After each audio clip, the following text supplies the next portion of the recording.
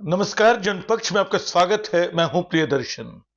दोस्तों, जब दुनिया में कई तरह के युद्ध चल रहे हैं तो मुझे ख्याल आता है कि सूचना की तरह भाषा भी एक हथियार है और इस हथियार का इस्तेमाल युद्ध के मनोविज्ञान को, युद्ध की पक्षधरता को बदलने के लिए होता है। जैसे देखिए कि जिसे अ, अमेरिका ईरान युद्ध कहा जा रहा है या अमेरिका इजराइल और ईरान के बीच का युद्ध कहा जा रहा है, असल में वो ईरान पर अमेरिका और इजराइल का हमला है। ये वो युद्ध नहीं है जो ईरान ने छेड़ा है। ईरान की ओर से कोई तात्कालिक उकसावा भी नहीं था, बल्कि ईरान का दावा है कि वो बातचीत की मेज पे था और अमेरिका से बातचीत कर रहा था एटमी समझौते की ओर जाती हुई। अमेरिका की ओर से जिस तरह की शर्तें आ रही थी, अगर आप उनको देखिए तो पता चलता है कि वो किसी भी हालत में स्वीकार्य नहीं थी। उनको कोई संप्रभु देश स्वीकार नहीं करता। लेकिन इस बात की ओर ध्यान दिए बिना अमेरिका के हमले को ईरान अमेरिका युद्ध बताना एक तरह की चालाक कार्रवाई है जो अमेरिका के गुनाह को छुपा लेती है। और इस चालाक कार्रवाई में सिर्फ एक बात, युद्ध का जो उन्माद है, ताकत का जो नशा है, वो बिल्कुल खुलकर सामने आ रहा है। इत्तेफाक से शनिवार को प्रताप भानु मेहता का एक लेख इंडियन एक्सप्रेस में आया है, जिसमें वो कहते हैं कि ये अमेरिका और इजराइल का निहिलिज्म है। निहिलिज्म क्या होता है? अराजकतावाद कह सकते हैं, सर्वखंडनवाद कह सकते हैं, सब कुछ तहस नहस कर देने की इच्छा। अमेरिका के भीतर जो दुनिया का सबसे ताकतवर देश है, ये इच्छा क्यों पैदा हो रही है? ईरान से वो किस बात की दुश्मनी निकाल रहा है? ईरान से उसको कैसा डर है? क्या ये सिर्फ तेल का मामला है? इन सारे सवालों के एक ही जवाब दिखाई पड़ता है कि सिर्फ अमेरिका ये साबित करना चाहता था कि दुनिया में अगर उसकी दादागिरी नहीं चलेगी तो वो कुछ भी चलने नहीं देगा। अमेरिकी राष्ट्रपति पहले भी ये काम करते रहे हैं।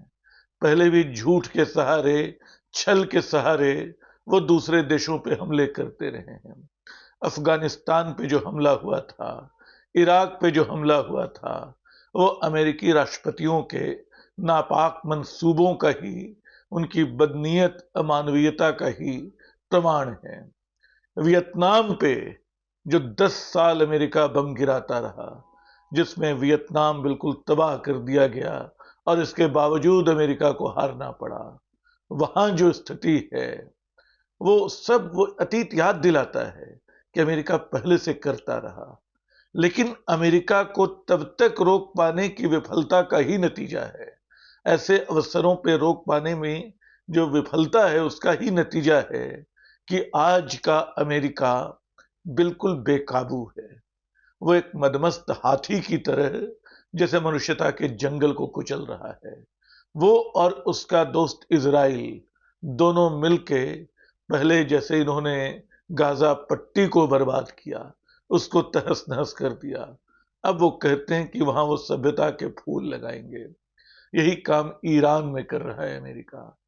और दुनिया अगर चुप नहीं है तो बेबसी से देख रही है। इस बेबसी में दुर्भाग्य से हमारी बेबसी भी शामिल है। यानी भारत सरकार जो पिछले कुछ वर्षों में अपने आप को बदल लेने का दावा करती है, भारत के मजबूत देश होने का दावा करती है, जो बार बार बताती है कि भारत पहले जैसा नहीं रहा, घुसकर मारता है, भारत पहले जैसा नहीं रहा, जवाब देना जानता है। लेकिन ऐसे कई अवसर लगातार आए हैं जब भारत सरकार बिल्कुल खामोश रही या उसने उन लोगों का साथ दिया जिनके साथ देने की कल्पना कुछ वर्ष पहले तक नहीं की जाती थी। किस लिए? अब हमें नया पाठ कूटनीति का पढ़ाया जा रहा है कि कूटनीति में सब कुछ कह नहीं दिया जाता है। लेकिन दोस्तों, कूटनीति में इतना चुप भी नहीं रहा जाता है कि सामने वाला जब चाहे आपकी बाह उमेटता रहे और आप अपनी तकलीफ भी ठीक से बयान न कर सकें। अमेरिका इधर अपने बयानों से, अपनी हरकतों से भारत की बाह उमेटता है और ट्रंप घोषणा करते हैं कि भारत सुधर गया। आप देखिए कि वो पिछले दिनों उन्होंने घोषणा की कि भारत रूस से तेल नहीं खरीदेगा और इसलिए हम उसको इनाम में उस पे लगाया हुआ टैरिफ 25% का हटा देते हैं।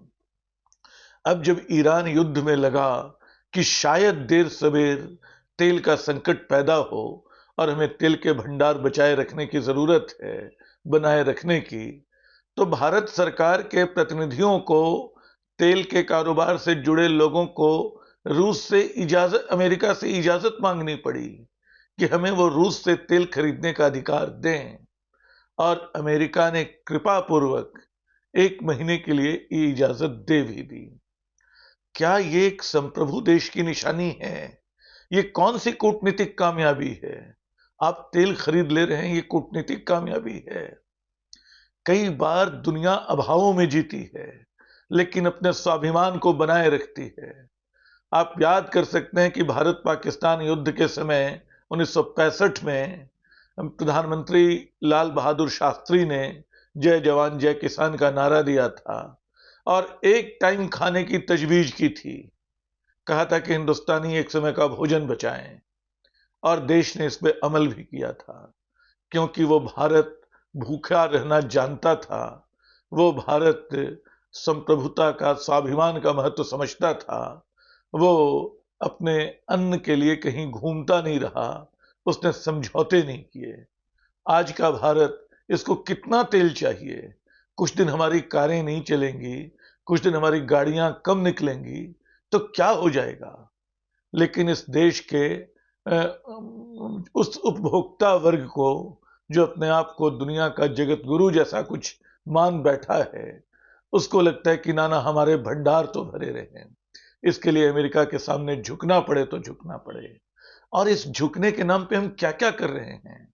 हमने खामेनेई की हत्या की निंदा करने में कई दिन लगा दिए और निंदा भी इतने चुपके से की, भारत के विदेश मंत्री जाकर ईरानी दूतावास में नई दिल्ली में रजिस्टर पे श्रद्धांजलि लिखाते हैं। हर बात पे ट्वीट करने वाले, एक्स पे पोस्ट करने वाले हमारे प्रधानमंत्री इस पे कुछ नहीं कहते हैं, बल्कि वो साफ संकेत दे देते हैं कि इस पूरे युद्ध में वो सऊदी अरब के साथ, ओमान के साथ, वो उन देशों के साथ खड़े हैं, इजराइल और अमेरिका के साथ खड़े हैं जो असल में हमलावर हैं। ये स्थिति क्यों आ रही है? और अब बीजेपी कितनी बेशर्मी से बता रही है कि भारत ने गद्दाफी के समय भी और सद्दाम हुसैन के समय भी उनके हत्या की निंदा नहीं की थी, उनको मारे जाने की निंदा नहीं की थी। इसमें तथ्य कई हैं। एक तो सद्दाम हुसैन की फांसी को भारत ने दुर्भाग्यपूर्ण करार दिया था, यह बिल्कुल आधिकारिक है। तब भी अमेरिका की हरकत का भारत ने विरोध किया था। लीबिया के कर्नल गद्दाफी का मामला थोड़ा भिन्न था। दुनिया के कई देश, जिसमें पश्चिम एशिया के देश भी, ईरान भी शामिल थे, जिनको लगता था कि गद्दाफी जो है वो अपनी जनता पे एक अलग तरह का जुल्म ढा रहे हैं। वो उससे आप सहमत हो न हो, त्रिपोली में जो कुछ हो रहा था उससे आप सहमत हो न हो, तब भी मैं अमेरिकी कार्रवाई का विरोध करता हूं, ये सच है। लेकिन वो मामला खामेनेई जैसा मामला नहीं है। और अगर मान लीजिए है तो आप कहां के अलग हुए? फिर आप तो जो उदाहरण दे रहे हैं वो कमजोरी का उदाहरण चुनकर ला रहे हैं। और आपकी चुप्पी का मसला सिर्फ यही है क्या? पिछले 1 महीने में प्रधानमंत्री अनाप शनाप वक्तव्यों पे, जो किन्हीं मंचों पे नामालूम लोगों द्वारा दिए गए, जो किसी विश्वविद्यालय में अनजान किशोर छात्रों द्वारा लगाए गए, उन पे आधे आधे घंटे भाषण देते रहे। लेकिन ट्रंप के लगातार उकसावों के बावजूद, ट्रंप के बेशर्म बयानों के बावजूद उनकी जुबान नहीं खुली।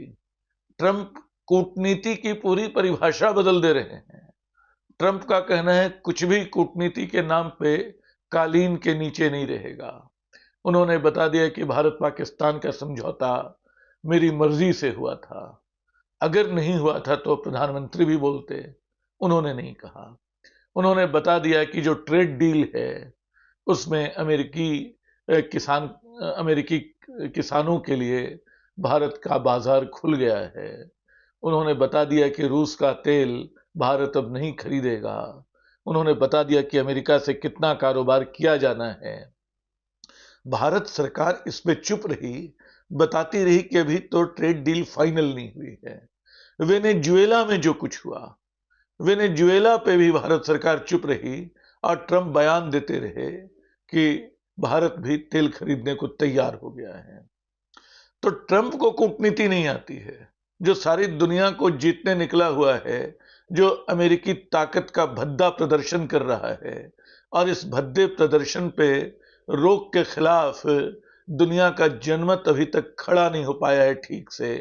मुझे याद है कि जब वियतनाम पे मैंने पढ़ा था 60 के दशक में, जब वियतनाम पे हमला हुआ था अमेरिका का, तो दुनिया के उस समय दुनिया हालांकि दो हिस्सों में बटी थी। जो लेफ्ट फ्रंट जिसको अब कहते हैं, जो मार्क्सवादी खित्ता था, वहां से बहुत सारे नारे उछले थे और कलकत्ता में जुलूस निकलते थे, आमार नाम तोमार नाम, वियतनाम वियतनाम। आज ईरान के लिए जब श्रीनगर में दूसरी जगहों पे जुलूस निकल रहे हैं, खामनेई के लिए प्रदर्शन हो रहे हैं, तो बड़ी मायूसी से पूछा जा रहा, मासूमियत से पूछा जा रहा है कि अरे क्या वो हमारे देश का था जिसके लिए यहां प्रदर्शन हो रहे हैं? इस सवाल को बहुत ढंग से घुमाया जा सकता है। पूछा जा सकता है कि बांग्लादेश के हिंदू क्या आपके थे जिसके लिए आप यहां चिंतित हो रहे थे? दोस्तों, दुनिया भर में एक अंतर्राष्ट्रवाद होता है, सरहदें इतनी सख्त नहीं होती हैं, आना जाना होता है, लेन देन होता है, एक दूसरे की हरकतों पे नजर रखी जाती है, एक दूसरे के लिए चेकमेट का काम किया जाता है, कहीं कहीं बैलेंस बनाया जाता है। भारत इन दिनों वो कला भूल चुका है। अब भारत जो बयान दे रहा है वो ऐसे तटस्थ मुर्दा बयान है, जैसे कभी राजनाथ सिंह का इन दिनों खूब मीम बनता है कि हर आतंकी गतिविधि के बाद वो इस कायराना हरकत का मुंह तोड़ जवाब देंगे, कड़ी निंदा करेंगे। वैसे ही प्रधानमंत्री मोदी हर जगह कहते हैं कि युद्ध का युग नहीं है, युद्ध से नहीं बातचीत से सब कुछ सुलझेगा। लेकिन बातचीत को कौन तोड़ रहा है? ईरान और अमेरिका के बीच चल रही बातचीत को तोड़ा किसने? इस पे चुप्पी क्यों है? क्या वो एक बार सख्ती से नहीं कह सकते हैं कि ट्रंप साहब आपको मित्र बनाया है, मित्र बताते रहे हैं, कृपया ऐसी हरकत न कीजिए कि मित्रता शर्मसार हो? लेकिन अब बहुत सारी कहानियां चल पड़ी हैं। मैं नहीं जानता उन कहानियों में कितना सच है। एक सच तो यह है कि एप्स्टीन की फाइलों में ट्रंप पे अभियोग और बड़े हो गए हैं।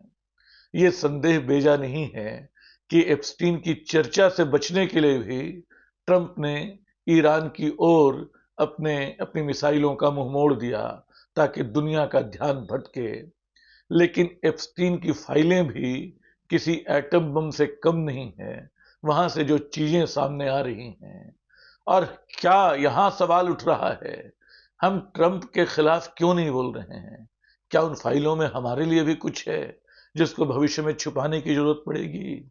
जो हरदीप सिंह मंत्री बने हुए हैं, अब तक बचे हुए हैं, उनका नाम कई बार आ गया और उनकी लचर सफाई के बावजूद वो सरकार में बने हुए हैं। ये सारी चुप्पियां बिल्कुल एक गुनाह का, एक अपराध का इशारा करती हैं। ये कूटनीति नहीं है, ये शर्मिंदगी का सबब है एक संप्रभु देश के लिए कि एक ताकतवर देश उसका मजाक बनाता है, एक ताकतवर देश उसकी ओर से फैसले करता है और हम कूटनीति के नाम पे चुप रहते हैं। दोस्तों, ये कूटनीति बता रही है कि कुछ गड़बड़ है। अमेरिका क्यों भारत पे दबाव बना पा रहा है और क्या मोदी सरकार को भारत पे भरोसा नहीं है, भारतीयों पे भरोसा नहीं है, भारतीयों की क्षमता पे भरोसा नहीं है कि वो तेल के लिए अमेरिका का मुंह जोह रही है कि रूस से तेल खरीदने की इजाजत दो, वो बाकी सामान के लिए, ट्रेड डील के लिए तरह तरह की बातें कर रही है, उनकी बातें मान रही है। ये एक मुश्किल समय है, लेकिन सरकार के खिलाफ बोलना, भारत सरकार के खिलाफ बोलना असल में इसलिए जरूरी है कि हम भारत को बचाना चाहते हैं, हम भारत से प्रेम करते हैं। इसलिए भारत सरकार के इन फैसलों की जरूरी आलोचना की जानी चाहिए, हम करते रहेंगे। शुक्रिया।